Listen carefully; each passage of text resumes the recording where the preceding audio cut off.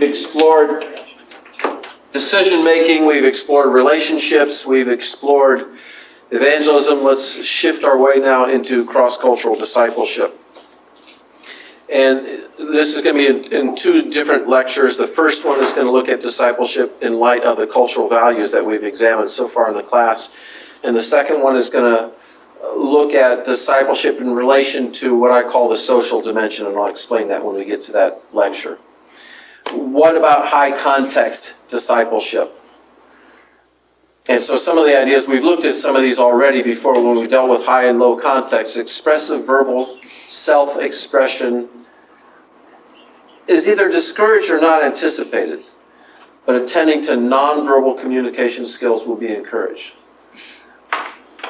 Careful attention is given to nonverbal behavior by the disciple for cues on how to respond. The ideas of the disciples, though the discipler can speak more directly, because usually that's a slightly larger power distance setting, the disciples, especially if they disagree or they have questions or concerns, will be more likely expressed indirectly. And you need to get it by inference as to what is being talked about. It's anticipated you will want to read their mind. Silence in the group is not indicative of non-communication, and it's not awkward. The discipline will generally be more indirect depending on the level of social power. As I said, we mentioned these already when we looked at the high and the low context setting. I just want us now to think in a more concentrated way about discipleship as a whole and how these values might play out. Large power distance discipleship, a stress on a personal wisdom which is transferred in the relationship with a particular spiritual leader, might be called a guru. I'm a disciple of, and then they would fill in the blank, and that often gives them a level of spiritual credibility if they can name who is the person discipling them, as long as that person is viewed as an important person. A spiritual leader merits the respect and support of his or her followers. You can see a little bit of patron-client in that idea there as well too. So the person doing the discipleship will merit the respect, and that means obedience typically, of those who are being discipled. The spiritual leader has the responsibility of disciplining the disciples, showing them how to behave, how not to behave. You'll see this in one of the scenes in Jesus is My Boss video, where the main character has completed making the cross that he's about to carry around China, and he talks to the pastor about it. And the pastor, during the conversation, literally just at one point says, "You idiot! You're not doing this for everyone. You're doing this only for yourself." It's a very direct discipline of the man who's about to walk out his faith. Disciples speak up only when invited by the leader. In large power distance settings, to anticipate large group discussion is to often make a mistake. Students report this when they're teaching in China. Often they will, if they don't call on students and they just ask for anyone to answer, they don't get any answers. As opposed to here in the United States, where if I raise a question and give opportunity to respond, I'll usually get, if the question is framed well and people are tracking with you, you'll get a multiple set of responses to it. But in collective settings, in large power distance settings, you will tell the student that they are to answer, and then they are simply prepared to do that. Even if they're not ready, they will give it a try, because it's up to you to determine who speaks rather than them to volunteer. As a matter of fact, volunteering to speak or raising your hand or interrupting the teacher is rude and disrespectful. So you can think about this in a small group setting. The rules don't quite apply the same way, but in any large group setting, they will apply this way.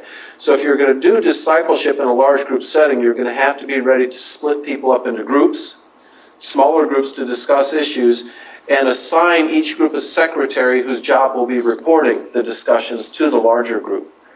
And the person who is assigned, then they have been told by the teacher that they have to actually report what the discussions were, so you're not asking for volunteers in that framework again. Collectivist discipleship. Connection in terms of this discipleship is rooted in concrete relationships that are long-term and intimate. Living through concrete situations rather than just learning abstract ideas. Think of Jesus and the disciples. He taught them general principles, but they lived with him. That doesn't fit my 21st century North American suburban mindset. Having a group of people come live with me. It might be part of me being part of the boomer generation as well, too. I don't know how well this works among millennial generations, but spanning the generations can be a real challenge. Individual disciples are responsible for the face of their brothers and sisters, more so than they are their own face. They're concerned about their own face, perhaps in relation to the face of the group, but the biggest concern is the face of the group. So if somebody is doing something that will bring shame to the group, they will note that, and they will not just note it, they will address it as much as possible. Hierarchy, rather than equality, will likely be favored. The teacher or the discipler will always be the teacher. Reversing roles is hard. I remember watching when I first arrived in Kenya, the then principal, which is the name for president that was used in Kenya, the principal of the school was an American and just a wonderful missionary. He'd been in Kenya for 15 years. He helped us think through issues. He helped us work through issues, but he was the interim principal, and that's what he called himself. And so then when a Ugandan came who had been groomed to take over as the new principal of the school, the former principal was glad to call himself, I'm just a teacher. But that didn't sit well with the Ugandan principal, so he named him first the academic dean, and within a year he was calling himself the acting academic dean, because they had found another candidate to replace him there. So when the other candidate was put in place, then he just became a teacher again, but again the principal wasn't satisfied with that, so he named him vice principal of the school. Maintaining hierarchy. This person had been the principal, how could we have him be just a teacher? Again, that just didn't make sense to the Ugandan principal of the school. Teamwork means thinking of others' needs before your own. They will be responsible for your needs. Your focus is on their needs. Again, the technical word for this is you're allocentric. You're other-centered rather than egocentric, rather than self-centered. What does that mean for discipleship? Group devotional times might be more valued than individual devotional times. The largest African independent church, the church on earth through the prophet Simon Kimbangus is what they're known as, and they're big in the Democratic Republic of Congo. They have entire villages come together for morning prayer times. Think in Korea, where the early morning prayer meetings, and they'll get up at 4 in the morning or 5 in the morning to have their prayer meetings, and the church will be packed. And you don't come at 5:15, there's not going to be a place for you. But the reality is then that's where they have their devotional time, rather than thinking they have to have an individual quiet time for an hour before coming there. So thinking through that, if you're engaging students or people who come from a collectivist framework, in what sense might you energize them towards a collective devotional or prayer time? And you'll have to figure out what time is going to work for them, what time is going to work for all of you with that.